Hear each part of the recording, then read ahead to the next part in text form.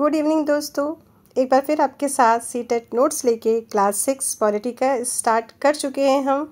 कल हमने देखा था लेसन 1 एंड लेसन 2 और आज हम लोग देखेंगे lesson 3 and lesson 4। I hope कि जो नोट्स हैं आप सबके लिए यूज़फुल होंगे और ये मेरा यूट्यूब पे फर्स्ट अटैम्प्ट है कि मैं आपके लिए सीटेट नोट्स प्रोवाइड कर रही हूँ। बाय द वे अगर इसमें कुछ मिस्टेक हो जाती है या फिर कुछ वर्ड्स ऊपर नीचे हो जाते हैं बोलते time, then I am so sorry. तो स्टार्ट करते हैं बिना टाइम गवाए, क्योंकि समय सबके पास कम होता है और आप सबको भी कोई ना कोई काम ज़रूर होगा, तो आप इसको वर्क करते करते भी सुनते रहिएगा, देखते रहिएगा। और एक बार फिर मैं कहना चाहूँगी कि सर की वीडियो ज़रूर देखिएगा, क्योंकि सर जो क्वेश्चंस करवाते हैं वो इनमें से ही आते हैं आपके। और जब आप एक बार इसको देख लेते हैं तो आपके लिए जो आंसर हैं वो करना बहुत ही आसान हो जाता है। तो स्टार्ट करते हैं, चलिए। हमारा अध्याय 3 है सरकार क्या है। सरकार क्या है, ये आपकी बुक में नहीं था, अलग से लिया गया है। NCERT के मुताबिक सरकार एक व्यक्ति या व्यक्तियों का समूह होता है जो किसी राजनीतिक इकाई जैसे कि राज्य, देश या राज्य पर शासन करता है। सरकार क्या करती है? देश या राज्य पर शासन करती है। सरकार का काम होता है निर्णय लेना, कानून बनाना, कानूनों को लागू करना, उन व्यक्तियों या समूह को दंडित करना जो कानून के खिलाफ जाते हैं, झगड़ों में मध्यस्थता करना, यानी कि झगड़े हैं उनको सुलझाना। अब आपकी बुक के अकॉर्डिंग है, सरकार कुछ लोगों का ऐसा समूह है जो लोगों के लिए व्यवस्था करती है, अरेंजमेंट करती है, नियम बनाती हैं और निर्णय लेती हैं। ये निर्णय कई विषयों से संबंधित हो सकते हैं, जैसे सड़क और स्कूल बनाए जाएं, बिजली की आपूर्ति कैसे बढ़ाई जाए, और भी बहुत सारे जो वर्क हैं ये हमारी गवर्नमेंट करती है। सरकार अलग अलग स्तर पर कार्य करती है, क्योंकि हमारा देश इतना बड़ा देश है कि एक व्यक्ति या फिर कुछ लोगों का समूह अकेले को नहीं संभाल सकता, इसलिए हमारी सरकार का विकेंद्रीकरण कर दिया गया है। ठीक है, डिसेंट्रलाइजेशन कर दिया गया है। तो अब देखते हैं हम स्थानीय स्तर पर, राज्य स्तर पर और राष्ट्रीय स्तर पर। ये हमारे सरकार के 3 स्तर हैं। 3 स्तर को आप याद रखिएगा, स्थानीय, राज्य और राष्ट्रीय स्तर, इसको आप याद रखिएगा। राष्ट्रीय स्तर पर क्या है? राष्ट्रीय स्तर का मतलब आपके गांव, शहर या मोहल्ले से है। राज्य स्तर का मतलब पूरे राज्य को ध्यान में रखें, जैसे कि हरियाणा, असम की सरकार पूरे राज्य का काम करती है, और भी सबके आप अलग अलग स्टेट में जहाँ पे रहते होंगे वहाँ की आपकी अपनी स्टेट गवर्नमेंट होगी। फिर हमारा आता है राष्ट्रीय स्तर पर, यानी कि सेंट्रल लेवल की सरकार का संबंध पूरे देश से होता है। ये किस पे? ये पूरे देश से रिलेटेड होती है। ठीक है, अब ये इनको कोई वर्क करवा, इनका वर्क है तो ये अपने स्टेट लेवल पे करेंगे, ये अपने लेवल पे करेंगे और ये अपने लेवल पे करेंगे। अगर यहाँ से काम हो जाता है तो ठीक है, फिर इस लेवल पे आते हैं और फिर ये इस लेवल पे हो जाते हैं। तो सबसे छोटा क्या है? स्थानीय, फिर राज्य और फिर राष्ट्रीय। इसको आप लोग याद रखिएगा।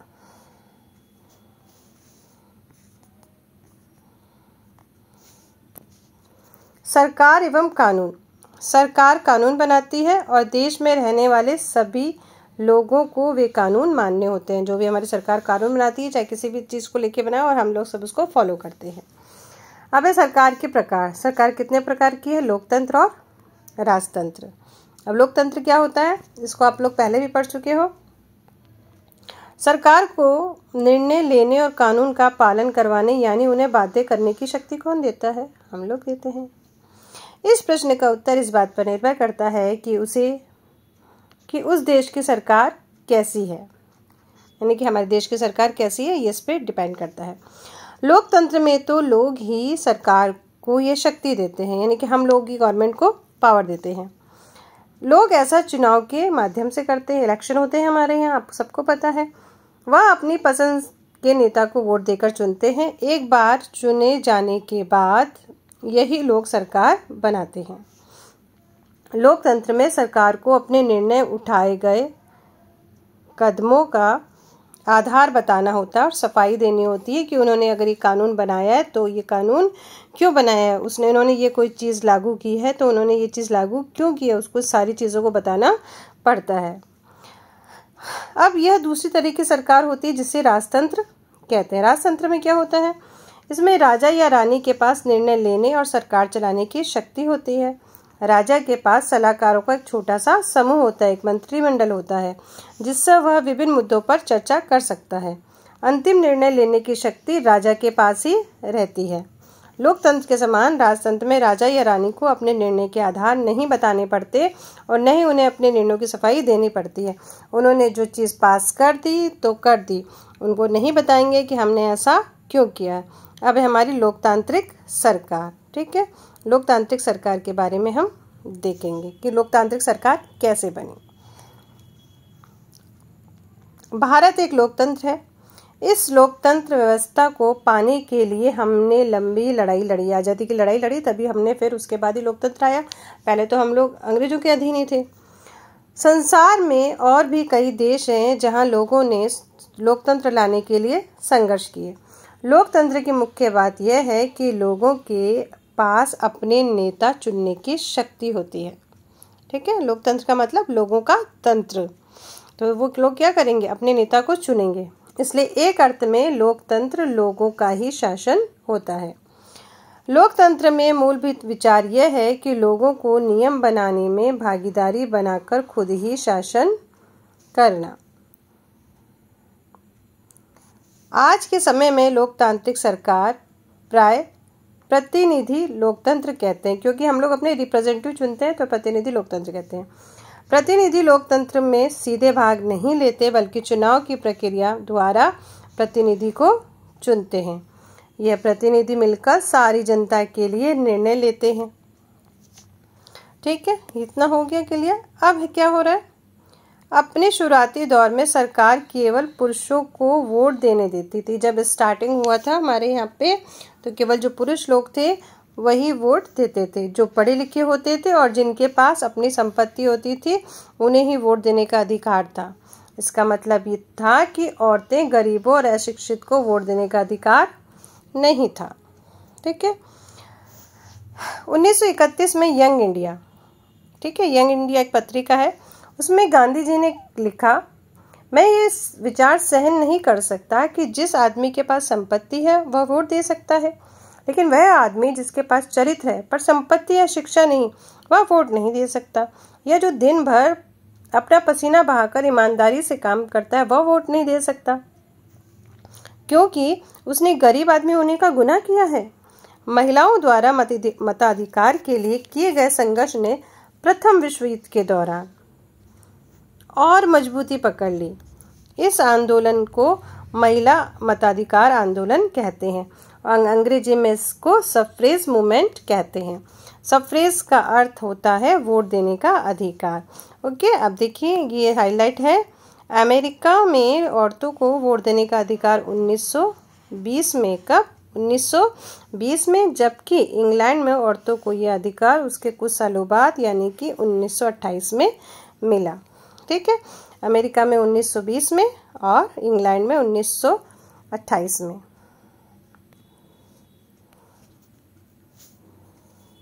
अब है हमारा अध्याय 4, लोकतांत्रिक सरकार के मुख्य तत्व। अब लोकतांत्रिक सरकार के मुख्य तत्व कौन कौन से हैं, कौन कौन से इसके कंपोनेंट हैं, उसको हम लोग देखेंगे। तो हमारी शुरुआत होती है हमारे इस पार्ट की, लेसन के, दक्षिण अफ्रीका से। दक्षिण अफ्रीका एक ऐसा देश है जहाँ कई प्रजातियों के लोग रहते हैं, श्वेत गोरे लोग, अश्वेत काले, और जिनकी त्वचा का रंग सांवला है, जैसे भारतीय हम लोग ना गोरे हैं ना काले हैं। दक्षिण अफ्रीका के पहले रंग भेद कानून से शासित था। ठीक है, दक्षिण अफ्रीका पहले रंग भेद क्योंकि कैसे था ये भी देखिए। रंग भेद का मतलब है त्वचा के रंग के आधार पर भेदभाव नहीं, यानी कि गोरा और काले के आधार पर भेदभाव करना। दक्षिण अफ्रीका की प्रजातियां इसी आधार पर अलग अलग समूह में बटी थी, यानी गोरे और काले में। वहाँ के कानून के मुताबिक श्वेत, अश्वेत, भारतीय तथा अन्य प्रजातियों को एक दूसरे से संबंध बनाने की इजाज़त नहीं थी। विभिन्न प्रजातियों के लोग ना तो एक दूसरे के आसपास रह सकते थे और ना ही आम सुविधाओं का इस्तेमाल कर सकते थे। श्वेत और अश्वेत लोगों के अस्पताल अलग अलग होते थे और अस्पताल की गाड़ियाँ भी। श्वेत लोगों के लिए जो अस्पताल की गाड़ियाँ होती थी वह ज़रूरतों के सामान से सुसज्जित होती थी, जबकि अश्वेत लोगों के लिए जो गाड़ियाँ होती थी उनमें सुविधा उपलब्ध नहीं थी। उनके लिए रेल और बसें अलग होती थी, यहाँ तक कि श्वेत और अश्वेत के लिए बस स्टैंड भी अलग अलग होते थे। अश्वेत लोगों को वोट देने की इजाज़त नहीं थी। देश की सबसे अच्छी ज़मीन श्वेत लोगों के पास ही थी। अश्वेत लोगों को खेती के लिए सबसे घटिया ज़मीन मिलती थी। इससे पता ये चलता है कि अश्वेत लोगों और भारतीयों को श्वेत लोगों के बराबर नहीं माना जाता था, उनके साथ भेदभाव किया जाता था। आपने जब देखा होगा, गांधी जी के बारे में सुना होगा, जब वो अफ्रीका में फर्स्ट क्लास डब्बे में यात्रा कर रहे थे तो किसी अंग्रेज ने उनको उठा के बाहर फेंक दिया था, बोले ये कंपार्टमेंट आपके लिए नहीं, आप जाओ यहाँ से। तब से थोड़ा गांधी जी को और थोड़ा सा हर्ट हुआ और वो समझ गए कि अब हमको लड़ना ही पड़ेगा। अब हमारे दक्षिण अफ्रीका, जो अफ्रीका है वहाँ पे दक्षिणी पश्चिमी, ठीक है, वहाँ की अफ्रीका की बात हो रही है। वहाँ पे एक व्यक्ति था हेक्टर पीटरसन, दक्षिणी पश्चिम के सोवेट नामक शहर में रहता था। वहाँ के श्वेत लोग अफ्रीकांस भाषा बोलते थे। श्वेत लोग यानी कि गोरे लोग जो थे वो अफ्रीकांस भाषा बोलते थे। हेक्टर और स्कूल के अन्य विद्यार्थी को इस भाषा को सीखने के लिए जोर डाला जा रहा था, जबकि वह अपनी भाषा जुलू सीखना चाहते थे। हेक्टर अपने सहपाठियों के साथ मिलकर अफ्रीकांस सीखने का विरोध कर रहा था। वो बोला कि हम नहीं सीखेंगे, हमें अपनी भाषा ही सीखनी है। दक्षिण अफ्रीका की पुलिस ने विरोध करने वाले इन लोगों को बड़ी बेरहमी से पीटा, भीड़ पर गोलियां चलाई। उनमें से एक गोली हेक्टर को लगी और वह मर गया। ये घटना 16 जून 1976 की है। अफ्रीकी राष्ट्रीय कांग्रेस और उनके जाने माने नेता नेल्सन मंडेला ने रंग भेद के खिलाफ बहुत लंबे समय तक संघर्ष किया। अंततः 1994 में उन्हें सफलता मिली और दक्षिण अफ्रीका एक लोकतांत्रिक देश बना। कब? 1994 में। किसके सहयोग से? नेल्सन मंडेला के सहयोग से। तभी से सभी प्रजातियों को वहाँ बराबर माना जाने लगा है। नहीं तो रंग भेद की नीति थी, गोरे अलग काले अलग। अब है लोकतंत्र का क्या मतलब है, लोकतंत्र किसे कहते हैं। ठीक है, कुछ पॉइंट है, इसके अकॉर्डिंग आप देखेंगे। वैसे तो सभी लोग जानते हैं कि लोकतंत्र क्या है। लोकतंत्र में लोग निर्णय लेते हैं। चुनाव में वोट देकर वे अपने प्रतिनिधि को चुनते हैं। ये प्रतिनिधि ही लोगों की तरफ से निर्णय लेते हैं। प्रतिनिधि निर्णय लेते वक्त लोगों की ज़रूरतें और मांगों को ध्यान में रखते हैं, यानी कि जिनको हम लोग चुनते हैं प्रतिनिधि को, वो हमारी ज़रूरतों और मांगों को ध्यान में रखेंगे, हमेशा उनको रखना पड़ेगा। सभी सरकारों को एक निश्चित समय के लिए चुना जाता है। भारत में यह अवधि 5 वर्ष है। हमारे भारत में 5 वर्ष है। एक बार चुने जाने के बाद सरकार 5 वर्ष तक सत्ता में रहती है। चुनाव का समय लोगों के लिए वह घड़ी है जब लोकतंत्र में अपनी ताकत वो महसूस करते हैं। वोट देते हैं ना, तो वोटर तो कीमती है, उनका वोट कीमती है। इस तरह नियमित चुनाव होने से लोगों का सरकार पर नियंत्रण बना रहता है। चुनाव 5 वर्ष में एक बार होते हैं। वोट देने के अलावा लोकतांत्रिक सरकार के निर्णय और नीतियों में लोगों के भाग लेने के और भी कई तरीके हैं। लोग सरकार के कार्यों में रुचि लेकर और उसकी आलोचना करके भी अपनी भागीदारी निभाते हैं। लोग अपने तरीके जैसे धरने, जुलूस, हड़ताल, हस्ताक्षर आदि के जरिए भी जो बात गलत है और न्याय संगत नहीं है उन्हें सामने लाते हैं।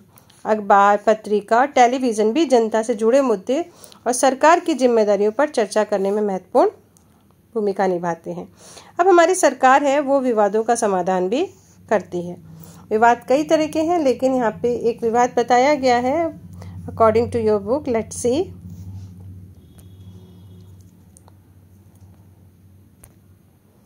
जब विवाद जब होता है जब एक समूह यह मान लेता है कि दूसरे समूह को विरोध करने से रोकने के लिए बल का इस्तेमाल करना उचित है, यानी कि बिना लड़ाई झगड़े के आप उसको नहीं रोक सकते। विवाद तब उभरता है जब विभिन्न संस्कृतियां, धर्म, क्षेत्र और आर्थिक पृष्ठभूमि के लोग एक दूसरे के साथ तालमेल नहीं बैठा पाते। लोग अपने विवादों को खत्म करने के लिए हिंसात्मक तरीके भी अपनाते हैं, जिससे अन्य लोगों में भय और असुरक्षा की भावना फैलती है। सरकार की ये जिम्मेदारी होती है कि वह विवादों का समाधान करे। धार्मिक जुलूस और उत्सव कई बार समस्या का कारण बन जाते हैं। आप अपने आसपास भी देखते हैं तो ये कुछ ना कुछ रीज़न हो ही जाता है। नदियाँ भी कई बार विवाद का कारण बन जाती है, इसको याद रखिएगा, इसमें से क्वेश्चन आ सकता है। कर्नाटक और तमिलनाडु के बीच कावेरी नदी के पानी को लेकर चल रहे विवाद के बारे में आपने सुना होगा। कर्नाटक के कृष्णा राज सागर, कौन सा? कृष्णा राज सागर बांध में भरा हुआ पानी पूरे जिले में सिंचाई के काम आता है। इस पानी से बेंगलुरु शहरों की ज़रूरतें पूरी होती है। तमिलनाडु के मेट्टूर बांध में भरे हुए इसी नदी के पानी से राज्य के डेल्टा क्षेत्र की सिंचाई होती है। ठीक है, वहाँ ज़रूरतें पूरी हो रही है शहरों की और यहाँ डेल्टा की सिंचाई। कर्नाटक का कृष्णा सागर बांध कावेरी नदी के ऊपरी छोर पर और तमिलनाडु का मेट्रो बांध नदी के निचले छोर पे है। मेट्रो बांध पानी में तभी भरा जा सकता है जब कृष्णा राज सागर बांध से पानी छोड़ा जाए। दोनों राज्यों को अपने लोगों की ज़रूरत के लिए पानी भरपूर चाहिए, जो कि नहीं मिल पा रहा और इससे विवाद की स्थिति उत्पन्न हो रही है। अब गवर्नमेंट जो है इसको सुलझा रही है या सुलझा चुकी है। अब समानता एवं न्याय। लोकतांत्रिक सरकार के मुख्य विचारों में से एक है उसका न्याय एवं समानता के प्रति वचनबद्ध होना, क्योंकि हमारी जो सरकार कहती है न्याय सबके लिए समान है और सब लोग समान हैं। न्याय व समानता को एक दूसरे से अलग नहीं किया जा सकता। अस्पृश्यता यानी कि छुआछूत की प्रथा पर अब कानून द्वारा रोक लगा दी गई है। सरकार भी समानता और न्याय की जरूरत को पहचानती है और उन समूह के लिए विशेष प्रावधान करती है जो समाज में अब भी बराबर नहीं माने जा रहे हैं। ठीक है, अभी भी कई जगह छुआछूत को माना जा रहा है, तो सरकार उसके लिए वर्क कर रही है और अब तो बहुत सारी चीज़ें चेंज हो गई हैं। हमारे समाज में लड़कियों को कम महत्व दिया जाता है, यह धारणा गलत एवं अन्यायपूर्ण है। इसे दूर करने के लिए सरकार ने कुछ कदम उठाए हैं। सरकार ने कुछ विशेष प्रावधान किए हैं जिससे कि लड़कियां अपने साथ होने वाले अन्याय से छुटकारा पा सकेंगी। उदाहरण स्वरूप सरकारी स्कूलों और कॉलेज में लड़कियों की फीस खत्म या कम करना। आपका जो ये चैप्टर है इसमें मेन तो आपके सरकार की जो स्तर है उसको आप देखिएगा, क्योंकि उससे क्वेश्चन पूछा जा सकता है। कुछ क्वेश्चंस ऐसे आपको दे देंगे, कुछ ऑप्शंस दे दिया जाएगा और उसमें से ये बता दिया जाएगा ये इसमें से राष्ट्रीय लेवल की जो सरकार है उनका क्या कार्य है, या कुछ कार्य दे दी जाएंगे तो ये पूछा जा सकता है कि ये कौन से स्तर की सरकार करेगी। एक आप लोकतांत्रिक और राजतंत्र वाला भी देख लीजिएगा और ये कृष्णा सागर वाला भी। ठीक है, ये थोड़े से जो 2-3 पॉइंट है उसको देख लीजिएगा, लेकिन सुनिएगा सारी चीज़ें, देखिएगा सारी चीज़ें क्योंकि क्वेश्चन बार बार कह रही हूँ कहीं से भी कुछ भी आ सकता है। ठीक है, फिर मिलेंगे। अब हमारा चलेगा यूनिट 3 जिसमें हमारे चैप्टर है 5, 6 और 7, वो कल तक कंप्लीट हो जाएगा। फिर उसके बाद 2 चैप्टर और है, तो इस तरह से हमारी क्लास 6 की पॉलिटी भी कंप्लीट। ठीक है, फिर मिलते हैं। एटलीस्ट आप लोग सब्सक्राइब कर दीजिए और लाइक कर दीजिए और ये बता दीजिए प्लीज़ आप कहाँ से देख रहे हैं, और आप जब ये लिखेंगे करेंगे तो मेरा मोटिवेशन और बढ़ेगा और then I will thanks to you. तब मैं आपको थैंक यू बोलूँगी और थैंक यू अभी भी कह रही हूँ क्योंकि आप लोग वीडियो देख रहे हैं, पता है मुझे। ठीक है, फिर मिलते हैं। Bye bye, take care.